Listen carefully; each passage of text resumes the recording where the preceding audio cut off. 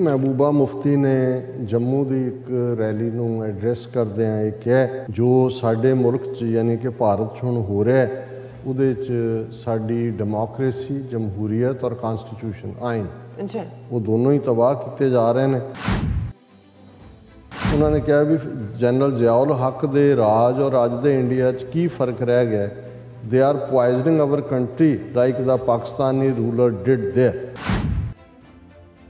ਜਦੋਂ ਤੁਸੀਂ ਆਪਣੀ ਗੱਲ ਕਰ ਰਹੇ ਹੋ ਜੋ ਜ਼ੁਲਮ ਹੋ ਰਿਹਾ ਹੈ ਔਰ ਉਹਦੇ 'ਤੇ ਗੱਲ ਕਰੋ। ਪਹਿਲੀ ਗੱਲ ਤਾਂ ਮੈਨੂੰ ਇਹ ਲੱਗਾ कि ये जिहड़ा पोलिटिकली पता नहीं किहनूं खुश करने की कोशिश की जा रही है। सो व्यूअर्स हुण आपां जम्मू कश्मीर के हवाले नाल गलबात करन जा रहे हैं कि जम्मू कश्मीर की साबका चीफ मिनिस्टर महबूबा मुफ्ती ने कहा है कि भारत में जमहूरीयत और आयन दोनों नूं तबाह किया जा रहा है। अज दे भारत का हाल उही है जो ज़ियाउल हक ने पाकिस्तान का कीता सी। सो इस बारे आपां विचार चर्चा करन जा रहे हैं। सो असीं चाहांगे कि तुसां इसी तरह बने रहना। देखण सुनने लिखण लई तुहाडा सब दा बहुत बहुत शुक्रिया जी। राज साहब की विचार ने इस मुद्दे बारे? देखो, महबूबा मुफ्ती ने जम्मू की एक रैली नूं एड्रैस करदिआं ਇਹ ਕਿਹਾ कि जो साडे मुल्क च यानी कि भारत च हुण हो रहा है ਉਹਦੇ 'ਚ ਸਾਡੀ ਡੈਮੋਕ੍ਰੇਸੀ ਜਮਹੂਰੀਅਤ ਔਰ ਕਨਸਟੀਟਿਊਸ਼ਨ ਆਇਨ ਉਹ ਦੋਨੋਂ ਹੀ ਤਬਾਹ ਕੀਤੇ ਜਾ ਰਹੇ ਨੇ। ਔਰ ਉਹਨਾਂ ਨੇ ਕਿਹਾ ਵੀ ਜਨਰਲ ਜ਼ਿਆਉਲ ਹੱਕ ਦੇ ਰਾਜ ਔਰ ਅੱਜ ਦੇ ਇੰਡੀਆ 'ਚ ਕੀ ਫਰਕ ਰਹਿ ਗਿਆ। They are poisoning our country like the Pakistani ruler did there.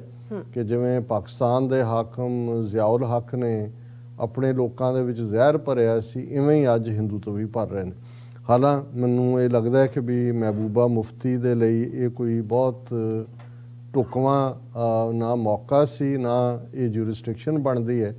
ਕਿਉਂਕਿ ਜਦੋਂ ਤੁਸੀਂ ਆਪਣੀ ਗੱਲ ਕਰ ਰਹੇ ਹੋ ਜੋ ਜ਼ੁਲਮ ਹੋ ਰਿਹਾ ਹੈ ਔਰ ਉਹਦੇ 'ਤੇ ਗੱਲ ਕਰੋ। ਕਿਉਂਕਿ ਪਾਕਿਸਤਾਨ ਦੇ ਵਿੱਚ ਇੱਕ ਮੁੱਦਾ ਉੱਥੇ ਭਾਵੇਂ ਜ਼ਿਆਉਲ ਹੱਕ ਰਿਹਾ ਹੋਏ ਜਾਂ ਭੁੱਟੋ ਹੋਏ ਜਾਂ ਅੱਜ ਇਮਰਾਨ ਖਾਨ ਹੈ, ਇੱਕ ਮੁੱਦੇ ਦੇ ਉੱਤੇ ਹਰ ਪਾਕਿਸਤਾਨੀ ਜਦੋਂ ਕਸ਼ਮੀਰ ਦਾ ਮੁੱਦਾ ਆਉਂਦਾ ਉਹ ਮੁਤਫਿਕ ਹੁੰਦਾ ਹੈ ਕਿ ਕਸ਼ਮੀਰ ਜਿਹੜਾ ਹੈ ਉਹ ਆਜ਼ਾਦ ਹੋਣਾ ਚਾਹੀਦਾ ਭਾਰਤੀ ਕਬਜ਼ੇ 'ਚੋਂ। ਸੋ ਜੇ ਉੱਥੋਂ ਦੀ ਇੱਕ ਜ਼ਿੰਮੇਵਾਰ ਲੀਡਰ ਜਿਹੜੀ ਕਿ ਇਸ ਵੇਲੇ ਵੋਕਲ ਵੀ ਹੈ ਭਾਰਤੀ ਜ਼ੁਲਮਾਂ ਦੀ ਗੱਲ ਕਰਦੇ ਹਾਂ, ਜੇ ਇਸ ਕਿਸਮ ਦੀ ਡਿਸਟਿੰਕਸ਼ਨ ਡਰਾ ਕਰਨ ਦੀ ਕੋਸ਼ਿਸ਼ ਕਰਦੀ ਹੈ, ਹਾਲਾਂਕਿ ਹਿੰਦੂਤਵਾ ਜਾਂ ਜੋ ਹਿੰਦੂਤਵਾ ਦੀ ਪੁਆਇਜ਼ਨਿੰਗ ਹੈ ਉਹਨੂੰ ਕਿਸੇ ਹੋਰ ਨਾਲ ਕੰਪੇਅਰ ਕਰਨ ਦੀ ਉਹ ਤਾਂ ਨਜ਼ਰ ਹੀ ਆ ਰਿਹਾ ਕਿ ਉਹਨਾਂ ਨੇ ਕਿਵੇਂ ਡੈਮੋਕ੍ਰੇਸੀ ਜਾਂ ਆਇਨ ਡਿਸਟਰੋਏ ਕੀਤਾ। ਸੋ ਪਹਿਲੀ ਗੱਲ ਤਾਂ ਮੈਨੂੰ ਇਹ ਲੱਗਾ ਕਿ ਇਹ ਜਿਹੜਾ ਪੋਲੀਟੀਕਲੀ ਪਤਾ ਨਹੀਂ ਕਿਹਨੂੰ ਖੁਸ਼ ਕਰਨ ਦੀ ਕੋਸ਼ਿਸ਼ ਕੀਤੀ ਜਾ ਰਹੀ ਹੈ। ਪਰ ਇਹ ਇਨਸਪਾਈਟ ਆਫ ਕਿ ਜ਼ਿਆਉਲ ਹੱਕ ਕੀ ਸੀ ਇਹ ਉਹਨਾਂ ਲੋਕਾਂ ਨੇ ਦੇਖਣਾ, ਪਾਕਿਸਤਾਨ ਦੇ ਲੋਕਾਂ ਨੇ ਉਹਨਾਂ ਨੇ ਐਵੈਲੂਏਟ ਕਰਨਾ ਹੈ ਕਿ ਉਹਨਾਂ ਦੇ ਅਯੂਬ ਖਾਨ ਨੇ ਕੀ ਕੀਤਾ, ਯਹੀਆ ਖਾਨ ਨੇ ਕੀ ਕੀਤਾ, ਜ਼ਿਆਉਲ ਹੱਕ ਨੇ ਕੀ ਕੀਤਾ, परवेज़ मुशर्रफ ने की कीता।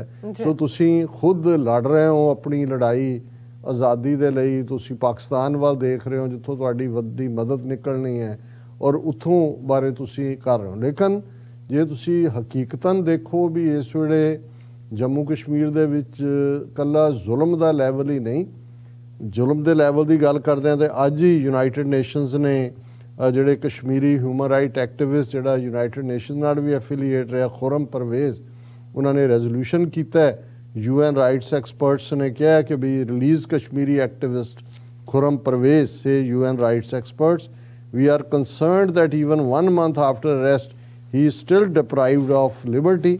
और ये United Nations human rights experts on Wednesday sought the release of Kashmir based rights defender Khurram Parvez arrested by National Investigative Agency under Unlawful Activities and Prevention Act। और ਇਹਦੇ 'ਚ ਕਾਫੀ ਵੱਡੇ ਵੱਡੇ ਨਾਂ ਨੇ ਜਿਨ੍ਹਾਂ ਨੇ ਇਸ ਦੇ ਉੱਤੇ ਜਿਹੜਾ ਉਹ ਰੈਜ਼ੋਲੂਸ਼ਨ ਕੀਤਾ।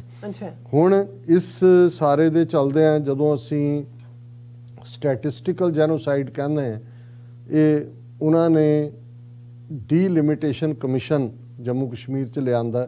ਪਹਿਲਾਂ ਤਾਂ ਅਸੀਂ 3 ਡਰਟੀ ਡੀਜ਼ ਦੀ ਗੱਲ ਕਰਦੇ ਹੀ ਹਾਂ ਕਿ ਡੈਮੋਗ੍ਰਾਫਿਕ ਚੇਂਜ, ਡੋਮੀਸਾਈਲ ਔਰ ਰੀਡਿਸਟ੍ਰਿਕਟਿੰਗ।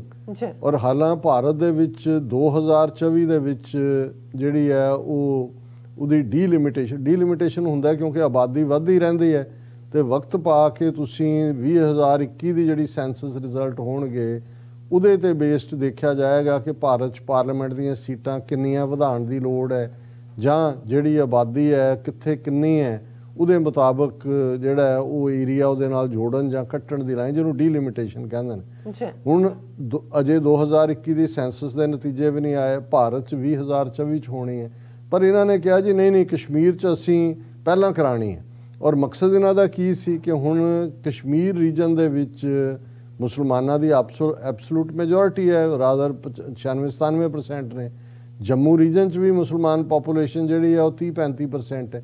ਪਰ ਇਹਨਾਂ ਨੇ ਉਹਨਾਂ ਕਨਸਟੀਚੁਐਂਸੀਜ਼ ਨੂੰ ਇਸ ਢੰਗ ਨਾਲ ਉਹ ਡਿਵਾਈਡ ਕਰ ਰਹੇ ਨੇ ਇਹ ਦੱਸਣ ਦੇ ਲਈ ਕਿ ਜੰਮੂ 'ਚ ਜਿਵੇਂ ਆਬਾਦੀ ਬਹੁਤ ਵੱਧ ਗਈ ਹੈ, ਜ਼ਾਹਰ ਹੈ ਉਹ ਜਿਹੜੇ ਹੁਣ ਉਹਨਾਂ ਨੇ ਜਾਲੀ ਡੋਮਿਸਾਈਲ ਵੀ ਦਿੱਤੇ ਨੇ ਔਰ ਦੂਜੇ, ਔਰ ਉਹਦੇ ਥੱਲੇ ਜੰਮੂ ਦੀਆਂ ਸੀਟਾਂ ਉਹ ਵਧਾਉਣ। ਲਦਾਖ ਤਾਂ ਉਹਨਾਂ ਨੇ ਵੈਸੇ ਹੀ ਕੱਢਤਾ, ਲਦਾਖ 'ਚ ਹਿੰਦੂ ਪੋਪੂਲੇਸ਼ਨ ਬਹੁਤ ਘੱਟ ਸੀ, ਉੱਥੇ ਜਾਂ ਬੌਧੀ ਸੀ ਜਾਂ ਮੁਸਲਮਾਨ ਸੀ।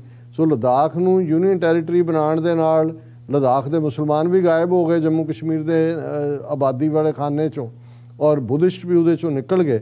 ਔਰ ਹੁਣ ਇਹਨਾਂ ਨੇ ਕੀ ਕੀਤਾ ਹੈ, J&K delimitation commission proposes 6 seats for Jammu, 1 for Kashmir, earmark 16 seats for schedule caste schedule tribes. ਹੁਣ ਉਹਨਾਂ ਨੇ ਕੀਤਾ ਕਿ ਜੇ ਡੀਲਿਮਿਟੇਸ਼ਨ ਦੀ ਰਿਪੋਰਟ ਦੇ ਦਿੱਤੀ ਹੈ, ਉਹਨਾਂ ਨੇ ਕਿਹਾ ਕਿ ਜੰਮੂ ਦੀਆਂ ਜਿਹੜੀਆਂ ਨੇ 6 ਸੀਟਾਂ ਵਧਾ ਦਿਓ ਕਿਉਂਕਿ ਆਬਾਦੀ ਇੱਥੇ ਬਹੁਤ ਵੱਧ ਗਈ ਹੈ, ਔਰ 1 ਸੀਟ ਕਸ਼ਮੀਰ ਦੀ ਵਧਾ ਦਿਓ। ਤੇ ਉਹਦੇ 'ਚ ਵੀ ਕਿਉਂਕਿ ਪਹਿਲਾਂ ਤਾਂ ਰਿਜ਼ਰਵੇਸ਼ਨ ਹੈ ਨਹੀਂ ਜੰਮੂ ਕਸ਼ਮੀਰ 'ਚ, 16 ਸੀਟਾਂ ਜਿਹੜੀਆਂ ਨੇ ਸ਼ਡਿਊਲ ਕਾਸਟ ਔਰ ਸ਼ਡਿਊਲ ਟ੍ਰਾਈਬਸ ਨੂੰ ਦੇ ਦਿਓ। ਇਹਦਾ ਮਤਲਬ ਇਹ ਹੈ ਕਿ ਇਨ ਦਾ ਐਂਡ ਹੁਣ ਜੇ ਆਲਰੇਡੀ ਕਸ਼ਮੀਰ ਦੇ ਵਿੱਚ ਸਾਰੇ ਵੀ ਮੁਸਲਮਾਨ ਜਥੇਬੰਦੀਆਂ ਜਿੱਤ ਜਾਣ ਤੇ ਜੇ ਜੰਮੂ ਦੀਆਂ ਉਨੀਆਂ ਸੀਟਾਂ ਉਹਨਾਂ ਨੇ ਰੱਖੀਆਂ ਹੋਈਆਂ ਨੇ ਜਿਹੜੀਆਂ ਆਲਮੋਸਟ ਉਹਦੇ ਬਰਾਬਰ ਕਰ ਦਿੱਤੀਆਂ, ਤੇ ਫਿਰ ਆਉਣ ਵਾਲੇ ਪੀਰੀਅਡ ਦੇ ਵਿੱਚ ਜਿਹੜਾ ਬੀਜੇਪੀ ਦਾ ਨਿਸ਼ਾਨਾ ਹੈ, ਉਹਨਾਂ ਨੇ ਜੰਮੂ ਕਸ਼ਮੀਰ ਦਾ ਜਿਹੜੀ ਯੂਨੀਅਨ ਟੈਰੀਟਰੀ ਵੀ ਬਣਾਈ ਹੋਈ ਹੈ ਉਹਦਾ ਚੀਫ ਮਿਨਿਸਟਰ ਬੀਜੇਪੀ ਦਾ ਹਿੰਦੂ ਜੰਮੂ ਰੀਜਨ ਦਾ ਹੋਏਗਾ। ਸੋ ਇਹੀ ਨਹੀਂ ਕਿ ਜੰਮੂ ਕਸ਼ਮੀਰ ਦਾ ਆਰਟੀਕਲ 370-35A ਖਤਮ ਕੀਤਾ ਹੈ, ਸਟੇਟ ਦਾ ਰੁਤਬਾ ਖਤਮ ਕੀਤਾ ਹੈ, ਯੂਨੀਅਨ ਟੈਰੀਟਰੀ ਬਣਾ ਦਿੱਤਾ। ਹੁਣ ਯੂਨੀਅਨ ਟੈਰੀਟਰੀ ਦਾ ਇੱਕ ਮੁਸਲਮਾਨ ਮੈਜੋਰਿਟੀ ਸਟੇਟ ਦਾ ਚੀਫ ਮਿਨਿਸਟਰ ਵੀ ਮੁਸਲਮਾਨ ਨਹੀਂ ਹੋਏਗਾ, ਉਹਨੂੰ ਜੰਮੂ ਦਾ ਹਿੰਦੂ ਰਿਪਰੈਜ਼ੈਂਟ ਕਰੇਗਾ। ਔਰ ਇਸ ਹਾਲਾਤ 'ਚ ਮਹਿਬੂਬਾ ਮੁਫਤੀ ਦਾ ਜਨਰਲ ਜ਼ਿਆਉਲ ਹਕ ਜਾਂ ਪਾਕਿਸਤਾਨ ਦੀ ਅੰਦਰੂਨੀ ਸਿਆਸਤ ਬਾਰੇ ਇਸ ਕਿਸਮ ਦੀ ਗੱਲ ਇਹ ਬਹੁਤ ਇਮੈਚੁਰ ਸਟੇਟਮੈਂਟ। ਜੀ ਰਾਜ ਸਾਹਿਬ ਤੁਹਾਡਾ ਬਹੁਤ ਬਹੁਤ ਧੰਨਵਾਦ। ਸਾਥ ਲੈਣੇ ਬ੍ਰੇਕ, ਵਿਊਅਰਸ ਤੁਸੀਂ ਇਸੇ ਤਰ੍ਹਾਂ ਬਣੇ ਰਹਿਣਾ, ਮਿਲਦੇ ਹਾਂ ਛੋਟੇ ਜਿਹੇ ਬ੍ਰੇਕ ਤੋਂ ਬਾਅਦ।